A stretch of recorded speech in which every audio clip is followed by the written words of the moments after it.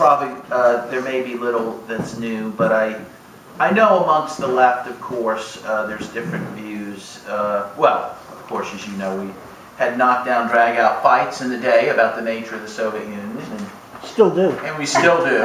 Probably not quite as emotional as it used to be, but and of course, there's even more, you know, questions about the nature of Russia today, and again, because of people's animosity, and justifiable towards Trump, you know, folks have latched onto, a lot of folks have latched onto this anti-Russia feeling, and again, for a leftist, some feel that's okay because, of course, it's not a socialist country. It doesn't even purport to be anymore. It is a hyper-capitalist country. So it is interesting that this is, in a way, this topic goes against the grain for a lot of people, a lot of my friends, and you know, who didn't want me to write the book, and when they heard about it, they thought it was a betrayal because it was giving cover for Trump somehow, as a fig leaf for Trump, as one person put it. But in any case, why did I write the book? I mean,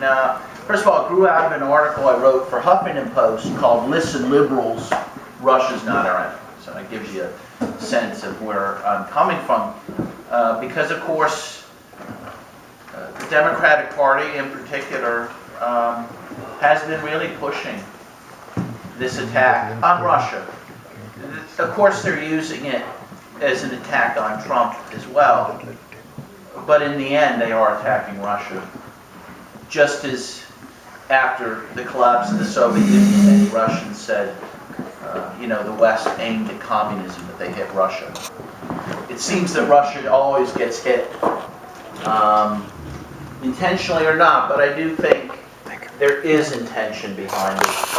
As many of you know, or many of you might believe, I agree with Stephen F. Cohen that we are truly in a second Cold War with Russia, in a completely unnecessary one. Well, frankly, as the first one was, I believe, but this is particularly unnecessary because, again, you know, the Russians, and I feel for the Russians, I guess a lot of us probably have a lot of residual sympathy for the revolution in 1917, which of course we're celebrating the 100th year, which I was very honored to write a book about Russia during this year, which was a coincidence. But I still, I guess I should tell you where I come from. I mean, and as I mentioned in the book, I was raised in a very right-wing anti-communist household, you know, where I really fervent, and I was very religious Catholic, and I was very exercised by the idea that we might be attacked by the Soviet Union. In fact, my fervor along these lines was so strong that a nun wrote a letter to my dad, said he was very concerned about me and my obsession with a possible nuclear attack by the Soviet Union. So I apparently have now the zealotry of the converted. Fortunately, it wasn't a priest that wrote the letter. Right. And speaking of conversion, as I mentioned in my book, you know, for Roman Catholics at that time, especially conservative ones, we would say the rosary and pray for the conversion of Russia.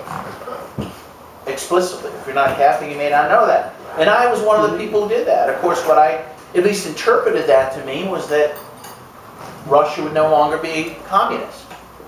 And of course, our prayers were answered in 1991, right? One of the few times God actually came through.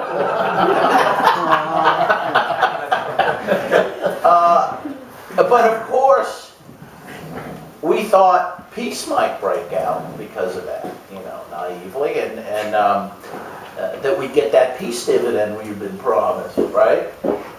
And that never came, as you know. In fact, the U.S. doubled down very quickly. I mean, and I forget, you know, I was talking to a friend last night, you know, Eduardo Galeano, of course, called the U.S. the land of amnesia, and it really is. Even, I'll admit to forgetting certain historic events, like the invasion of Panama in 1989. I forgot about that. In part because we invade so many countries, it truly is hard to keep up. But the Panama invasion happened in 1989, of course, as the Cold War is ending.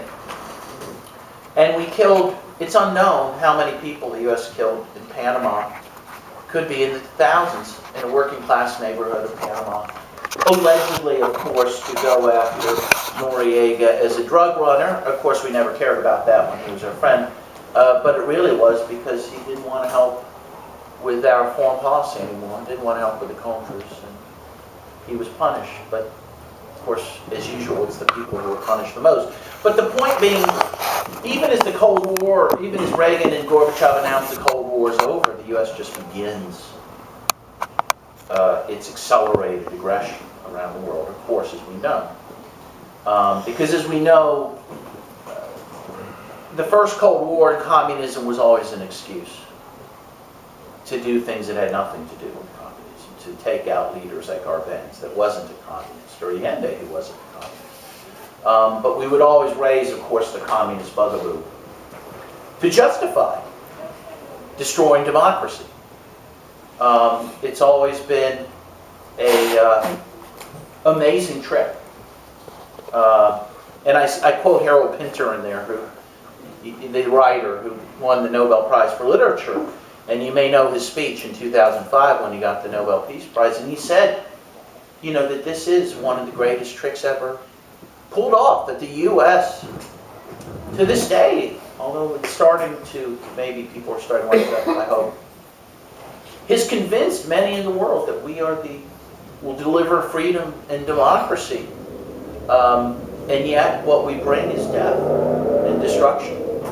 But it's, as he said, almost witty how we've been able to fool people in that way. But there always had to be an excuse. You know, you had communism for 70 years, which was a great excuse to do things. And then, of course, once the Soviet Union collapsed, we kept searching for other enemies. I cite, of course, George Kennan, who was the architect of the Cold War. He said, if the Soviet Union disappeared tomorrow, we'd have to invent one. Because our economy was so rigged towards the military-industrial complex. We're so based on it. This was a very profound statement. And, of course, we've had to do it again. We did that in the person of Vladimir Putin. He is now, you know, being cast as, well, some are saying, in both the Democratic and Republican Party, they're saying he's the greatest threat to the United States. And this is, I think most of us in the room would agree, I hope, that this is an absurdity, of course. We have chosen our enemies and our friends rather poorly, the United States, at least if the end game is national security, right? Meaning the security of you and me. But that never seems to be the goal, right? In fact, every international foray seems to make us less safe. And we partner with folks like Saudi Arabia, right, who supports terrorist groups. And right now, of course, we're supporting Saudi Arabia. Israel. Yeah, well, and Israel as well, of course. Which is also the elephant in the living room, of course, in terms of interfering in our democratic process. You know, so while the New York Times, for example, is panicking over $100,000 that some Russian company might have paid for Facebook ads, $100,000. Did you see this story? Yeah. AIPAC spent $7 million on the 2016 election, and no one cares, right? Meanwhile, Saudi Arabia, which again objectively is our enemy in terms of the groups they support in the world, we're helping them destroy Yemen right now in the greatest humanitarian violation in modern times. 7 million people will die in Yemen, according to the UN, of starvation because of this war, which Obama supported, which Trump is supporting. We sold cluster bombs to them that they're using.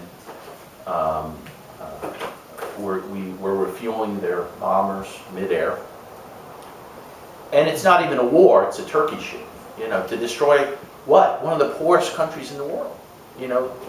And again, this doesn't make the headlines. This is not a convenient truth no one panics about Saudi Arabia or Israel and how they interfere in our policies, and yet people are panicked at Russia, and the thought of Russia, again, maybe buying some Facebook ads and running RT and allegedly hacking a computer, which I think there's not good evidence that we've been shown that they did it. But even if they did, really, okay, you showed some DNC emails to WikiLeaks, and that's a cause for war. But some Congress people are saying that. You've heard people say that this is the crime of the century. Have you heard that quote, that Russia's interference alleged in our election is the crime of the century? I don't know which century they're talking about. If they mean the last 100 years, I can think of some worse ones. The Holocaust, for one. Vietnam would be another. There's a lot, right? They just mean the past couple of years, as 100 years. Well, yeah. Well, their view of, well, that of course is the U.S. view of history, right? The U.S. view of history, what's that? Land of amnesia. Yeah, of amnesia. We don't, I always compare it to the movie Groundhog Day. If you've seen it with Bill Murray, he wakes up on the same day, every day, repeats that day. History starts every day in it. Right. And that's, in fact, how we are led into all these wars.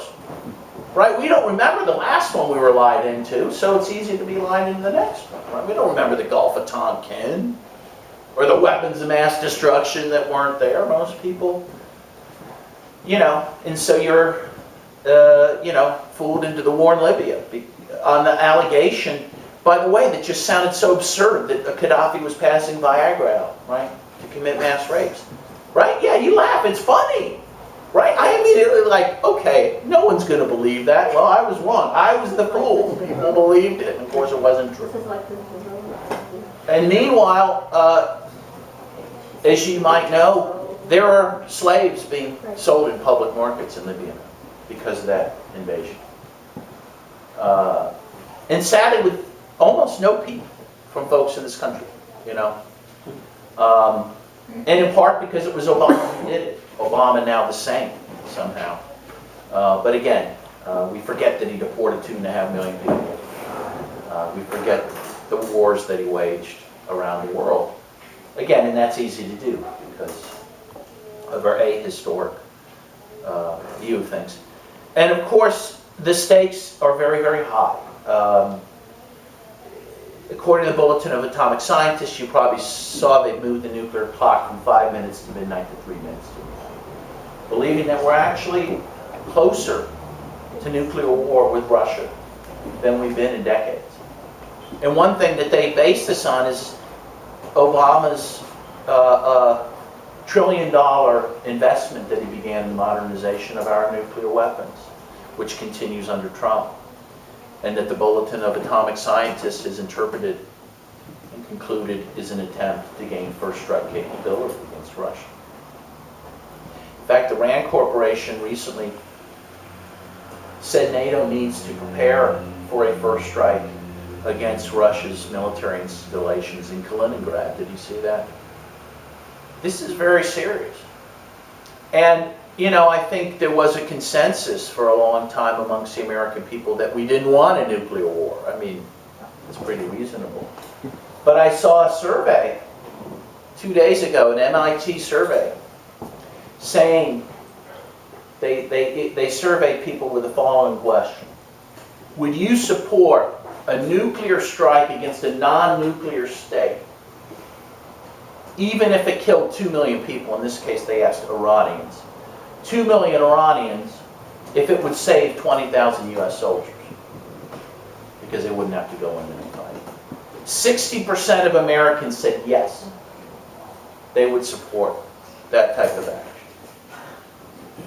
And again, I believe that this sort of Russia bashing, and Iran bashing, of course, and North Korea bashing, and Venezuela bashing, naturally grease the gears in this country to accept the unacceptable. Especially around Russia, the emotion around this issue is striking to me, absolutely striking. People, just yesterday, I spoke at a bookstore, and it was kind of funny because the people who came to actually listen and buy a book, were very cordial, and they had questions, but it wasn't very confrontational. The only real confrontation I had was one of the staff members of the bookstore, who kind of confronted me at the end about how terrible Putin is, and isn't he terrible? One person said, what about the another staff person there, what about the tens of thousands of people Putin has killed on his borders that aren't there anymore? And I said, what 10,000s are there? I literally was like, well, who are you talking about? And she said, well, her response to me, well, I don't speak as well as you do. It's like, I didn't say it, but it's like, it's not so much about speaking, but having some facts. You can't even name the countries. He allegedly killed tens of thousands of people, but people believe it. Even people I know and respect, an editor for the Pittsburgh Post-Gazette, a guy named John Allison, who I've been friends with for years, smart guy. He hasn't said it to my face, but apparently he's been telling friends that he's just beside himself that I wrote this book. And after Charlottesville, I saw on Facebook that he wrote the following message. He says, Trump won't condemn Putin or the neo-Nazis in Charlottesville. This is reprehensible. What do the two have to do with each other? But of course you do know that people are saying that Putin was behind the Charlottesville. No. Yeah, this is true. Or at least inspired it. Others say Assad. There's an Intercept article from yesterday, I think, saying Assad is the inspiration for the neo-Nazis. This is cuckoo for Cocoa Puffs, right? This is nutty time. But there are serious people saying this. And there are serious people who think Putin is Hitler. Well, Hillary Clinton has said that. And of course, to whatever you say about Russia and Putin, to equate them, this country that lost, as you all well know, 27 million people to the effort to destroy Nazi Germany, who really won the war in Europe. Absolutely. To accuse them of supporting Nazis is not only historically inaccurate, it is an insult to history. It is an insult to truth. Interestingly, did you know that last fall, Russia proposed an anti-Nazi resolution at the United Nations. Only 3 countries opposed it. One was the United States. Yeah, of course. Well, Israel always lines up. And why? Obama said, well, because Russia is unfairly using the Nazi issue, for their own geopolitical gains. It's like, okay, because there are Nazis, neo-Nazis in Ukraine that we've been supporting. Like it's a real problem. In fact, who's the former president of Uruguay? They said was the poorest president in the world. Yeah. Do you know what he's? I didn't hear the name. I'm probably saying it wrong. Pepe Mujica? Yeah, yeah. You know what he said about the claim that there's neo-Nazis in the Ukraine? He said that's a lie. They're Nazis. They go back that far. And it's true, we've been supporting Nazis in the Ukraine for decades, even before World War II. And in Argentina. Yeah, of course. But it's the lack of understanding or knowledge that this is happening, And so I mentioned in the book, NPR is now my kind of nemesis. I listen to it as a bad habit. It's like a heroin addiction. I don't know. I need it with my cup of coffee for some reason. And it's so terrible. And I just remember Steve Ince keeps saying, the left and RT are raising this claiming there's a false flag in Ukraine or whatever. It's like, no, we're claiming there's a Nazi flag, to be more precise. But this is all, of course, obscured. By the way, speaking of Ukraine, which again has a war that's been largely forgotten, there's 100,000 children in the east of Ukraine who are starving because of this war, according to UNICEF, the radical group called UNICEF. And I saw this happen right after the 2014 coup in Ukraine, and it was a coup. The first thing the new government, the Poroshenko government, did was to outlaw Russian as a second language, which, not surprisingly, put the Russians in the East in quite a bit of fear. Well, that was repealed shortly after, but I read just last night that they've now banned, again, they banned Russian to be taught in schools in Ukraine.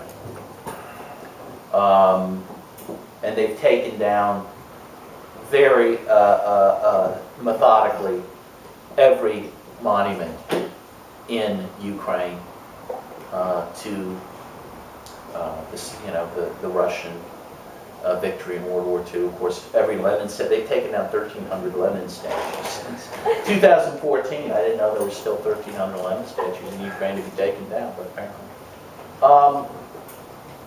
And again, all of that is laid at Putin's feet. What's happening in Ukraine? Meanwhile, over 2 million Ukrainians have fled to Russia for safety. In fact, to me, whatever you say about Putin, it feels to me like he's the grown-up in the room. Over the weekend he was meeting with North and South Korea to try to avert a nuclear war. He doesn't seem like a monster to me, He was the first leader to call George W. Bush after 9/11 to express his condolences, to offer help with the war on terror. He helped Obama with the nuclear deal with Iran. Of course, he helped to rid Syria of chemical weapons, which also helped Obama, who was being goaded into bombing Syria.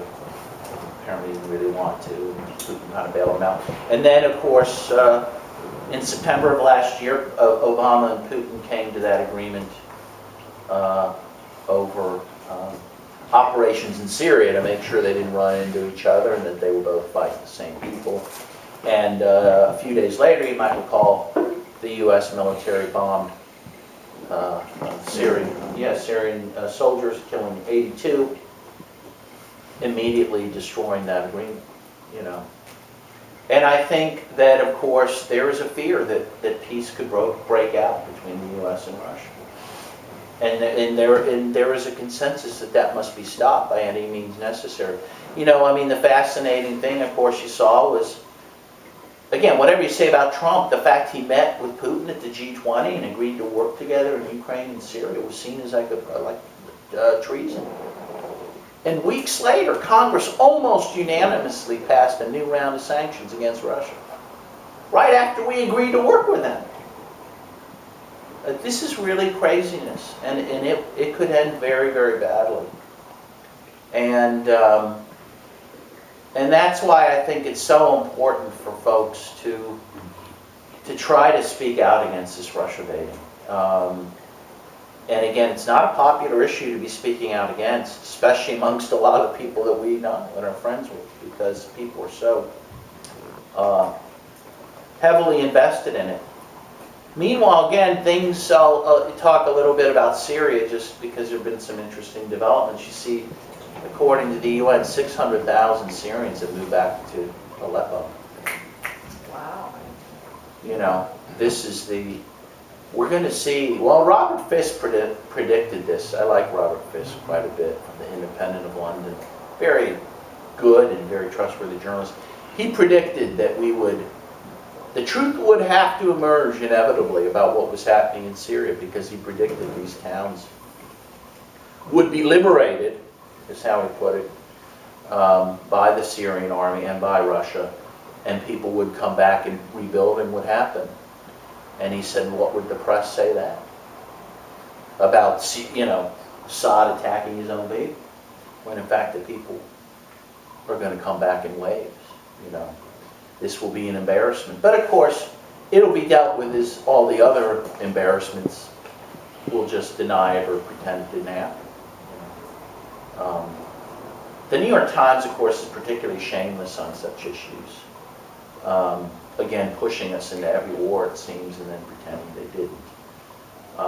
One of the stories on Russiagate, which they were promoting the last few weeks was the one about the Felix Sater. Did you see the Felix Sater story? So they ran it 2 days in a row, the New York Times.